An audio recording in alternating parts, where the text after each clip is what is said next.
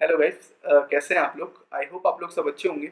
इस वीडियो में हम दो खबरों पर विस्तार से जो है चर्चा करेंगे। एक खबर जो है अंतर्राष्ट्रीय खबर है, वो केनिया से जुड़ी हुई है। तो वहाँ राष्ट्रपति चुनाव में जो विवाद हो रहा है उस पर हम इस पर वीडियो पर चर्चा करेंगे।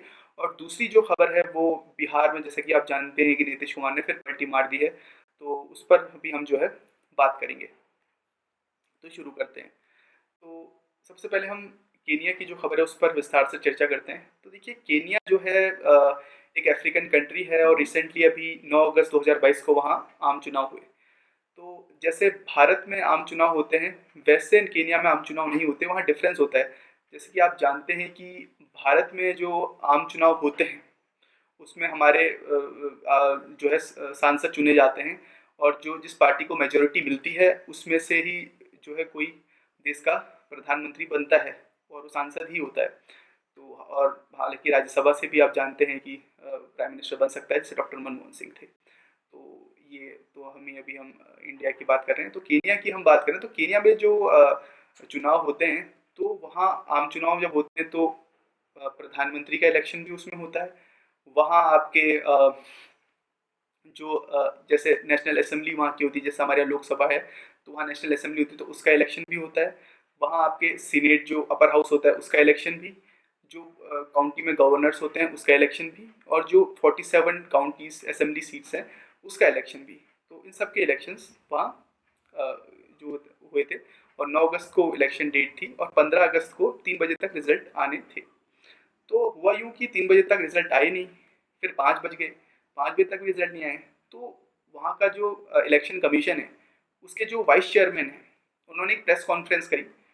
तो उस प्रेस कॉन्फ्रेंस कॉन्फ्रेंस में उन्होंने बोला कि जो रिजल्ट्स की ओनरशिप है वे वो नहीं लेंगे, सीधा उन्होंने बात बोली। अब देखिए, ऐसा अगर कोई मान लीजिए हमारे देश का अगर भारत में अगर ऐसा होता तो कितनी बड़ी बात हो जाती। तो ये केनिया है, और केनिया के लोगों के लिए भी ये बहुत बड़ी बात है। पर क्योंकि एक देखिए अफ्रीकन कंट्री है तो ज़्यादा तवज्जो मीडिया देता नहीं है। तो खैर बहरहाल तो ये ऐसा वहाँ हुआ। तो अब 6 बजे, लगभग 6 बजे के आसपास वहाँ के जो प्रमुख हैं इलेक्शन कमीशन के, तो उन्होंने जो है घोषणा करी और विलियम रूटो को जो है निर्वाचित राष्ट्रपति निर्वाचित उन्होंने घोषित कर दिया। अब विलियम रूटो के जो विपक्ष में जो उम्मीदवार थे, जो उनके खिलाफ लड़ रहे थे, ओडिंगो उनका नाम है, राइला ओडिंगो। तो वो जो है उन्होंने जो है इस चुनाव को बिल्कुल असंवैधानिक बताया, बिल्कुल नल एंड वॉइड बताया, और उन्होंने 22 अगस्त 2022 को कोर्ट में इसके खिलाफ जो है उन्होंने चैलेंज करा इसे। तो अब ये तो वहाँ की थोड़ी आपको समझ में आ रहा हो वहाँ पे ये क्या हो रहा है, आखिर क्या विवाद है। तो अब मैं आपको ये जो दोनों कैंडिडेट हैं, विलियम रूटो और रायला ओडिंगा, ये दोनों के बारे में आपको बताऊंगा, क्योंकि फाइट तो दोनों के बीच ही थी। तो विलियम रूटो की अगर मैं बात करूं तो विलियम रूटो एक उनकी पार्टी है, यूडीए उनका उसका नाम है, यूनाइटेड डेमोक्रेटिक अलायंस। तो ये जो पार्टी है ये थोड़ा सेंटर सेंटर राइट मानी जाती है, इसकी जो पॉलिटिकल आइडियोलॉजी है। वहीं जो ओडिंगा है, उनकी जो पॉलिटिकल पार्टी है, एक्चुअली उनका एक पॉलिटिकल अलायंस था अजीमो नाम से। और ये अजीमो जो है एक पॉलिटिकल अलायंस था, और जो उनकी आइडियोलॉजी जो मानी जाती है उनकी, तो सेंटर से सेंटर लेफ्ट मानी जाती है ओडिंगो की। तो ये दोनों वो है कद्दावर नेता रहे हैं, अगर केनिया पॉलिटिक्स की बात करें तो। अगर आप विलियम रूटो की बात करें तो डेप्यूटी प्रेसिडेंट रह चुके हैं। अगर हम ओडिंगो की बात करें तो ओडिंगो आपके प्राइम मिनिस्टर रह चुके हैं केनिया के। तो ये दोनों जो है बड़े कद्दावर नेता हैं केनियन पॉलिटिक्स के। तो इन दोनों के बीच ही मुकाबला देखने को मिला, और टक्कर का मुकाबला हुआ। टर्नआउट की बात करें तो 64.77% टर्नआउट रहा। और वोटिंग परसेंटेज की अगर बात करें तो जो विलियम रूटो हैं उनका वोटिंग परसेंटेज आपका 50.49% था। और वहीं अगर ओडिंगा की हम बात करें तो उनका 48.85% जो है वो परसेंटेज था। तो काफ़ी कांटे की टक्कर एक तरीके से देखने को मिली, लेकिन विलियम रूटो जो है चुने गए। अब क्योंकि उन्हें इस पर, जैसा मैंने बताया कि वो इसे बिल्कुल जो है अनकॉन्स्टिट्यूशनल मान रहे हैं और नल एंड वॉइड मान रहे हैं, तो उन्होंने जो है सुप्रीम कोर्ट में इसे चैलेंज करा है। अब सुप्रीम कोर्ट क्या निर्णय लेगी वहाँ की, वो देखना दिलचस्प होगा। और अभी अगर करेंटली अगर हम बात करें कुछ सालों की वहाँ की, तो 2010 में वहाँ के संविधान में जो है बदलाव किया गया था, और उसके बाद ये जो चौथा प्रेसिडेंट इलेक्शन है। और देखिए रिफॉर्म्स तो वहाँ करे हैं, बट केनियन जो जनता है उनके लिए तो देखिए पॉलिटिकल स्टेबिलिटी बहुत ज़रूरी है, क्योंकि जो अफ्रीकन कंट्रीज़ हैं अगर आप देखें तो एक बहुत सारी कंट्रीज खबरें आते रहती हैं, कहीं पर तख्ता पलट हो गया, कहीं पर जो है रिबेल, कहीं पर सिविल वॉर छिड़ गई, तो मतलब एक तरीके से ये वहाँ चलते रहता है। तो ऐसे में एक स्टेबल गवर्नमेंट बहुत ज़रूरी है। अगर केनिया की बात करें तो केनिया भी कुछ समय से वहाँ मतलब एटलीस्ट थोड़ी स्टेबिलिटी वहाँ रही है। हालांकि हिस्ट्री तो वहाँ की भी काफ़ी ब्लडी रही है, लेकिन एटलीस्ट स्टेबिलिटी होना जो है वो बहुत ही ज़रूरी है केनिया के लिए भी। अगर आप इकोनॉमी की बात करें तो अफ्रीकन कंट्रीज़ हम जानते हैं कि इतना अभी परफॉर्मेंस नहीं रहता है अफ्रीकन कंट्रीज़ का, हर मामले में वो पिछड़ी रही हैं। और यूरोपियन पावर्स ने काफ़ी जो है लूटा है वहाँ से चीज़ों को, तो कॉलोनीज़ रही यूरोपियन पावर्स की। तो अभी करंटली उनके लिए पॉलिटिकल स्टेबिलिटी बहुत ज़रूरी है। और बहुत बड़ी सबसे ज़्यादा प्रॉब्लम केनिया में है करप्शन की। भ्रष्टाचार बहुत ज़्यादा है, जिससे देश को काफ़ी नुकसान पहुँचा है। अगर आप फॉरेन एक्सचेंज की बात करें तो वहाँ के लिए जो टूरिज़्म सेक्टर है, तो दूसरा सबसे बड़ा सोर्स है वो फॉरेन एक्सचेंज के लिए। वहाँ का एग्रीकल्चर सेक्टर भी अच्छा है, सर्विस सेक्टर में भी जो है वो वहाँ की जीडीपी का सबसे ज़्यादा कंट्रीब्यूशन रहता है। तो ये कुछ वहाँ की बातें हैं। अगर हम ज्योग्राफी की बात करें तो ईस्टर्न यूरोप में वो आती है, और सॉरी माफ़ कीजिएगा, ईस्टर्न यूरोप में बोला, ईस्टर्न अफ्रीका में वो आती है। और जो कैपिटल है केनिया की वो नायरोबी है। और अगर हम ह्यूमन डेवलपमेंट इंडेक्स की बात करें तो उसमें भी काफ़ी काम करने की ज़रूरत है, काफ़ी पिछड़ा हुआ है केनिया। तो ये सब जो है तभी संभव है, इन चीज़ों पर तभी काम किया जा सकता है जब जो है पॉलिटिकल स्टेबिलिटी जो है वहाँ रहे। नहीं तो अगर पॉलिटिकल अनस्टेबिलिटी रहेगी तो देखिए डेवलपमेंट तो फिर वो हो ही नहीं पाता।